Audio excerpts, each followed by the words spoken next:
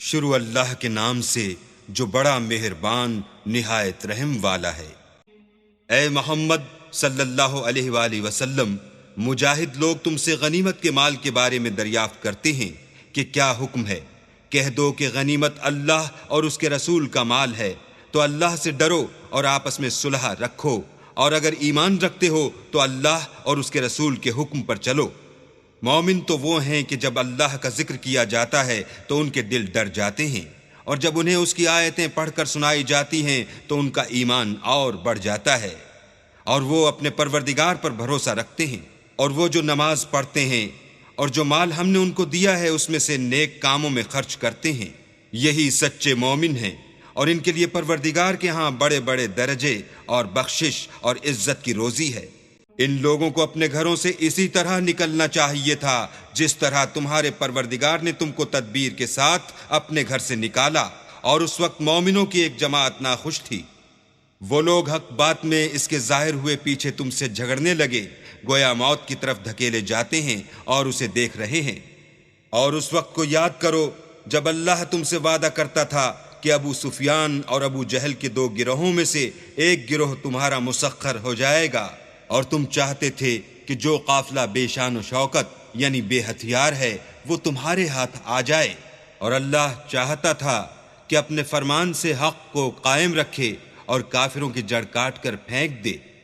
تاکہ سچ کو سچ اور جھوٹ کو جھوٹ کر دے، گو مشرک ناخوش ہی ہوں۔ جب تم اپنے پروردگار سے فریاد کرتے تھے تو اس نے تمہاری دعا قبول کر لی اور فرمایا کہ تسلی رکھو، ہم 1000 فرشتوں سے جو ایک دوسرے کے پیچھے آتے جائیں گے تمہاری مدد کریں گے۔ اور اس مدد کو اللہ نے محض بشارت بنایا تھا کہ تمہارے دل اس سے اطمینان حاصل کریں، اور مدد تو اللہ ہی کی طرف سے ہے، بے شک اللہ غالب حکمت والا ہے۔ جب اس نے تمہاری تسکین کے لیے اپنی طرف سے تمہیں نیند کی چادر اڑا دی اور تم پر آسمان سے پانی برسا دیا تاکہ تم کو اس سے نہلا کر پاک کر دے اور شیطانی نجاست کو تم سے دور کر دے، اور اس لیے بھی کہ تمہارے دلوں کو مضبوط کر دے اور اس سے تمہارے پاؤں جمائے رکھے۔ جب تمہارا پروردگار فرشتوں کو ارشاد فرماتا تھا کہ میں تمہارے ساتھ ہوں، تم مومنوں کو تسلی دو کہ ثابت قدم رہیں، میں ابھی ابھی کافروں کے دلوں میں رعب و ہیبت ڈالے دیتا ہوں، تو ان کے سر مار کر اڑا دو اور ان کا پور پور مار کر توڑ دو۔ یہ سزا اس لیے دی گئی کہ انہوں نے اللہ اور اس کے رسول کی مخالفت کی، اور جو شخص اللہ اور اس کے رسول کی مخالفت کرتا ہے تو اللہ بھی سخت عذاب دینے والا ہے۔ یہ مزہ تو یہاں چکھو اور یہ جانے رہو کہ کافروں کے لیے آخرت میں دوزخ کا عذاب بھی تیار ہے۔ اے اہل ایمان، جب میدان جنگ میں کفار سے تمہارا مقابلہ ہو تو ان سے پیٹھ نہ پھیرنا، اور جو شخص جنگ کے روز اس صورت کے سوا کی لڑائی کے لیے کنارے کنارے چلے یعنی حکمت عملی سے دشمن کو مارے یا اپنی فوج میں جا ملنا چاہے ان سے پیٹھ پھیرے گا تو سمجھو کہ وہ اللہ کے غضب میں گرفتار ہو گیا، اور اس کا ٹھکانہ دوزخ ہے، اور وہ بہت ہی بری جگہ ہے۔ تم لوگوں نے ان کفار کو قتل نہیں کیا بلکہ اللہ نے انہیں قتل کیا، اور اے محمد صلی اللہ علیہ وآلہ وسلم، جس وقت تم نے کنکریاں پھینکی تھیں تو وہ تم نے نہیں پھینکی تھیں بلکہ اللہ نے پھینکی تھیں، اس سے یہ غرض تھی کہ مومنوں کو اپنے احسانوں سے اچھی طرح آزما لے، بے شک اللہ سنتا جانتا ہے۔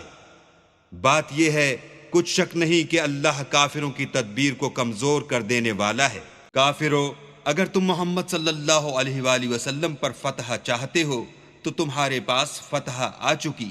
دیکھو، اگر تم اپنے افعال سے باز آ جاؤ تو تمہارے حق میں بہتر ہے، اور اگر پھر نافرمانی کرو گے تو ہم بھی پھر تمہیں عذاب کریں گے، اور تمہاری جماعت خواہ کتنی ہی کثیر ہو تمہارے کچھ بھی کام نہ آئے گی، اور اللہ تو مومنوں کے ساتھ ہے۔ اے ایمان والو، اللہ اور اس کے رسول کے حکم پر چلو اور اس سے روگردانی نہ کرو، اور تم سنتے ہو، اور ان لوگوں جیسے نہ ہونا جو کہتے ہیں کہ ہم نے حکم خدا سن لیا مگر حقیقت میں نہیں سنتے۔ کچھ شک نہیں کہ اللہ کے نزدیک تمام جانداروں سے بدتر بہرے گونگے ہیں جو کچھ نہیں سمجھتے،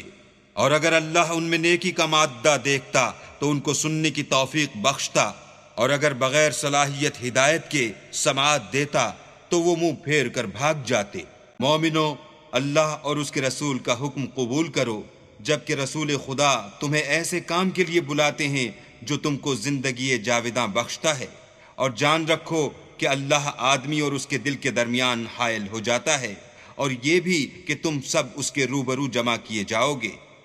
اور اس فتنے سے ڈرو جو خصوصیت کے ساتھ انہی لوگوں پر واقع نہ ہوگا جو تم میں گناہ گار ہیں، اور جان رکھو کہ اللہ سخت عذاب دینے والا ہے۔ اور اس وقت کو یاد کرو جب تم زمین مکہ میں قلیل اور ضعیف سمجھے جاتے تھے، اور ڈرتے رہتے تھے کہ لوگ تمہیں اڑا نہ لے جائیں،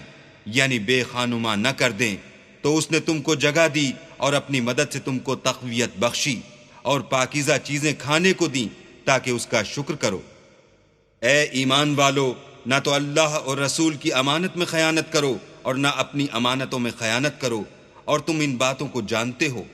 اور جان رکھو کہ تمہارا مال اور اولاد بڑی آزمائش ہے، اور یہ کہ اللہ کے پاس نیکیوں کا بڑا ثواب ہے۔ مومنو، اگر تم اللہ سے ڈرو گے تو وہ تمہارے لیے امر فارق پیدا کر دے گا، یعنی تم کو ممتاز کر دے گا اور تمہارے گناہ مٹا دے گا اور تمہیں بخش دے گا، اور اللہ بڑے فضل والا ہے۔ اور اے محمد صلی اللہ علیہ وآلہ وسلم، اس وقت کو یاد کرو جب کافر لوگ تمہارے بارے میں چال چل رہے تھے کہ تم کو قید کر دیں یا جان سے مار دیں یا وطن سے نکال دیں، تو ادھر تو وہ چال چل رہے تھے اور ادھر اللہ چال چل رہا تھا، اور اللہ سب سے بہتر چال چلنے والا ہے۔ اور جب ان کو ہماری آیتیں پڑھ کر سنائی جاتی ہیں تو کہتے ہیں یہ کلام ہم نے سن لیا ہے، اگر ہم چاہیں تو اسی طرح کا کلام ہم بھی کہہ دیں، اور یہ ہے ہی کیا، صرف اگلے لوگوں کی حکایتیں ہیں۔ اور جب انہوں نے کہا کہ اے اللہ، اگر یہ قرآن تیری طرف سے برحق ہے تو ہم پر آسمان سے پتھر برسا یا کوئی اور تکلیف دینے والا عذاب بھیج، اور اللہ ایسا نہ تھا کہ جب تک تم ان میں سے تھے انہیں عذاب دیتا، اور نہ ایسا تھا کہ وہ بخشش مانگیں اور انہیں عذاب دے۔ اور اب ان کے لیے کون سی وجہ ہے کہ وہ انہیں عذاب نہ دے، جبکہ وہ مسجد محترم میں نماز پڑھنے سے روکتے ہیں، اور وہ اس مسجد کے متولی بھی نہیں ہیں، اس کے متولی تو صرف پرہیزگار ہیں لیکن ان میں کے اکثر نہیں جانتے۔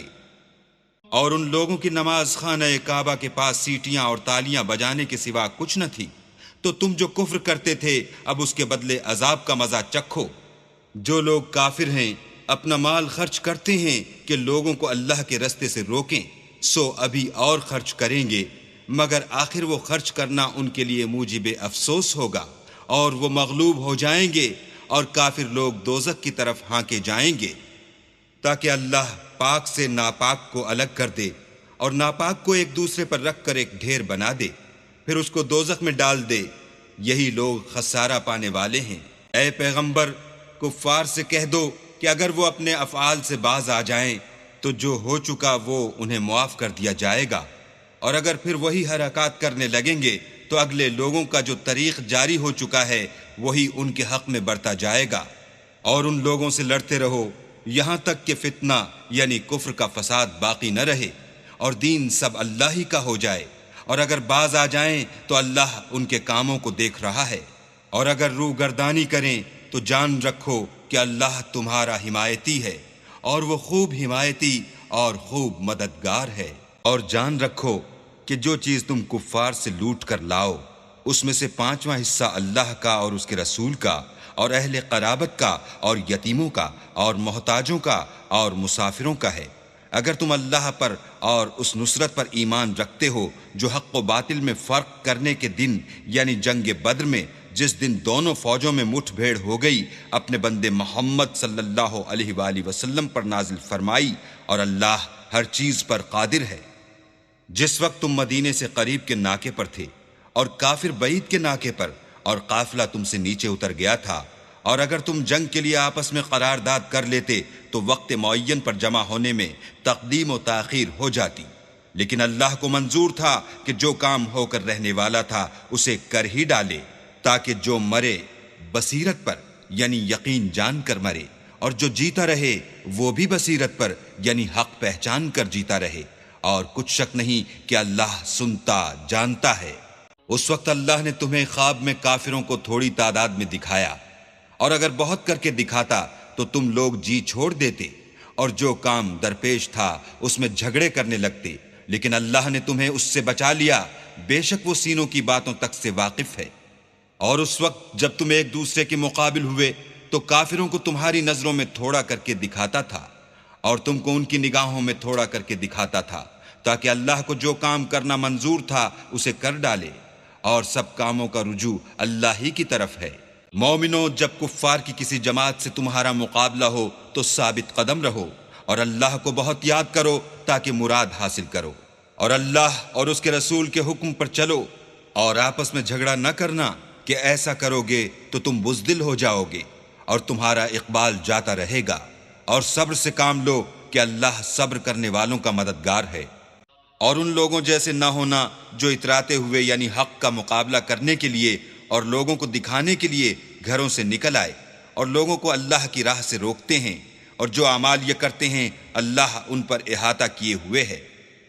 اور جب شیطانوں نے ان کے اعمال ان کو آراستہ کر دکھائے اور کہا کہ آج کے دن لوگوں میں کوئی تم پر غالب نہ ہوگا اور میں تمہارا رفیق ہوں، لیکن جب دونوں فوجیں ایک دوسرے کے مقابل سفارہ ہوئیں تو پسپا ہو کر چل دیا اور کہنے لگا کہ مجھے تم سے کوئی واسطہ نہیں، میں تو ایسی چیزیں دیکھ رہا ہوں جو تم نہیں دیکھ سکتے، مجھے تو اللہ سے ڈر لگتا ہے اور اللہ سخت عذاب کرنے والا ہے۔ اس وقت منافق اور کافر جن کے دلوں میں مرض تھا کہتے تھے کہ ان لوگوں کو ان کے دین نے مغرور کر رکھا ہے، اور جو شخص اللہ پر بھروسہ رکھتا ہے تو اللہ غالب حکمت والا ہے۔ اور کاش تم اس وقت کی کیفیت دیکھو جب فرشتے کافروں کی جانیں نکالتے ہیں، ان کے منہوں اور پیٹھوں پر کوڑے اور ہتھوڑے وغیرہ مارتے ہیں اور کہتے ہیں کہ اب عذاب آتش کا مزہ چکھو۔ یہ ان اعمال کی سزا ہے جو تمہارے ہاتھوں نے آگے بھیجے ہیں، اور یہ جان رکھو کہ اللہ بندوں پر ظلم نہیں کرتا۔ جیسا حال فرعونیوں اور ان سے پہلے لوگوں کا ہوا تھا ویسا ہی ان کا ہوا کہ انہوں نے اللہ کی آیتوں سے کفر کیا، تو اللہ نے ان کے گناہوں کی سزا میں ان کو پکڑ لیا۔ بے شک اللہ زبردست اور سخت عذاب دینے والا ہے۔ یہ اس لیے کہ جو نعمت اللہ کسی قوم کو دیا کرتا ہے جب تک وہ خود اپنے دلوں کی حالت نہ بدل ڈالیں اللہ اسے نہیں بدلا کرتا، اور اس لیے کہ اللہ سنتا جانتا ہے۔ جیسا حال فرعونیوں اور ان سے پہلے لوگوں کا ہوا تھا ویسا ہی ان کا ہوا، انہوں نے اپنے پروردگار کی آیتوں کو جھٹلایا تو ہم نے ان کو ان کے گناہوں کے سبب ہلاک کر ڈالا اور فرعونیوں کو ڈبو دیا، اور وہ سب ظالم تھے۔ جانداروں میں سب سے بدتر اللہ کے نزدیک وہ لوگ ہیں جو کافر ہیں، سو وہ ایمان نہیں لاتے۔ جن لوگوں سے تم نے صلح کا عہد کیا ہے پھر وہ ہر بار اپنے عہد کو توڑ ڈالتے ہیں اور اللہ سے نہیں ڈرتے۔ اگر تم ان کو لڑائی میں پاؤ تو انہیں ایسی سزا دو کہ جو لوگ ان کے پسے پوشت ہوں وہ ان کو دیکھ کر بھاگ جائیں، عجب نہیں کہ ان کو اس سے عبرت ہو۔